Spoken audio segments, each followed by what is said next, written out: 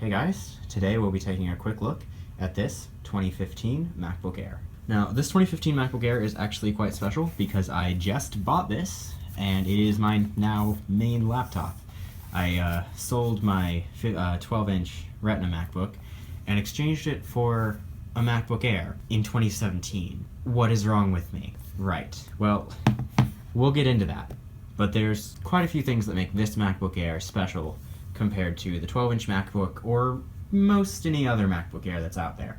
Let's get started with a quick overview of the device, and I'll talk more in detail about why I chose this laptop as opposed to a MacBook or MacBook Pro. From the outside, from the top, it looks quite similar to the previous generation. When you get around to the edges, it is quite different.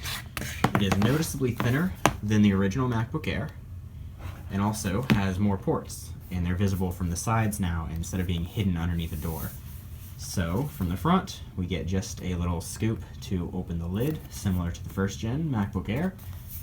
And on the side, we get our MagSafe 2 connector, a USB 3.0 port, and a headphone jack, if my camera focuses. There's also dual microphones for beamforming audio. It's better, I guess. The back has a black plastic hinge similar to the MacBook Pro of the time, up until the most current generation.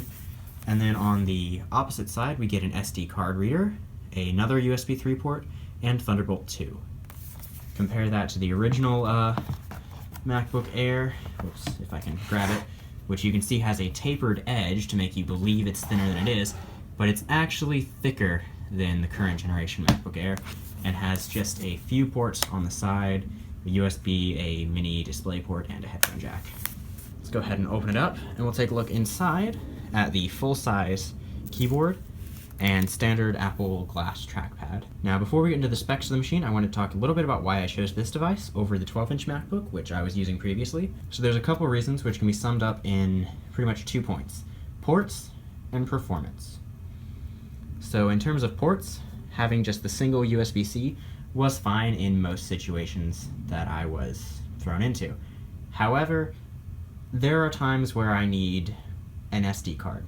Pretty much all the time. If I'm editing on my iMac back behind me, no problem, it's got an SD card reader. But a lot of times I'm editing away from home and I have just my MacBook. And I need an easy way to do that without having to carry tons of dongles, which I'm already carrying tons of dongles and I really don't want to add to that. So that just got to be a little too much. I also use a Thunderbolt hard drive. This computer has Thunderbolt. The MacBook does not have Thunderbolt. There's also the performance question. But before I get into that, there's probably one more thing you're thinking about. But the screen on this is so terrible. Well, if you're comparing side by side, yes, the MacBook Air screen is awful. It has horrible viewing angles, as you can see. Colors shift and change when I move the screen around. And it's not super pleasing with the resolution either. It's a 1440 by 900 pixel resolution, but I find that gives me plenty of working space. And honestly, unless I have this laptop right next to another one, the colors look fine. The resolution could of course always be better. It could be a Retina display. So now let's talk about performance. The MacBook that I had was the 2015 model with a 1.2 gigahertz Core M, which would now be branded as an i5 processor actually, and it had 8 gigs of 1600 megahertz DDR3 RAM. Now this one, those were both 5th generation Intel processors as well. This one, which, I don't have Zoom turned on, I'll just read to you, is the early 2015 with a 2.2 gigahertz Core i7, 8 gigs of RAM. So the specs are better than the MacBook in every way. It also has faster graphics with Intel HD 6000 rather than 5300. Now there's probably also the other question, well, if I'm buying this thing for performance and I'm getting that i7 and the 512 SSD that I needed, why did I not just buy a MacBook Pro? There's a couple reasons for that too.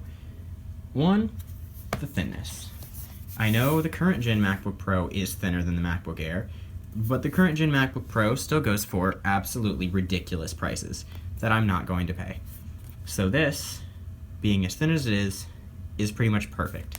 I care quite a lot about what I'm carrying with me, so if I can have a computer that is as thin and light as possible and as powerful as possible, I will take that over something even slightly thicker any day. I've had a 13-inch MacBook Pro before. The one that I had was the 3.1 gigahertz i7, which didn't really feel any faster than the i5s did, which is quite a shame. So that I wasn't really getting full advantage of. For me to justify a MacBook Pro, it would have to be a 15-inch with the graphics card, just because I do video work, so that would be helpful to have, of course. But for now, this is fine. The screen is fine. I don't do most of my work on it. I do most of that on the iMac anyway. So yeah, I might be a little crazy, and I did buy a MacBook Air in 2017, but I think it was a good decision. And hopefully my reasoning has explained why the MacBook Air is not just a useless addition to the Mac product line, and that there are still valid reasons to buy one. There's really only two things not to like about the MacBook Air, and that's the screen and the trackpad. And the trackpad isn't even an issue for most people. I've just gotten used to having Force Touch trackpads, so not having it feels weird. I also really prefer this keyboard. I don't know if it was just an issue with my unit, but some keys that I use more often, like the spacebar or like S, like in our frequently used letters in English, started to feel mushy. They didn't have the same click that keyboard keys are supposed to have. So yeah, hopefully that sums up my reasoning as to why anyone should buy a MacBook Air in 2017. Thank you for watching.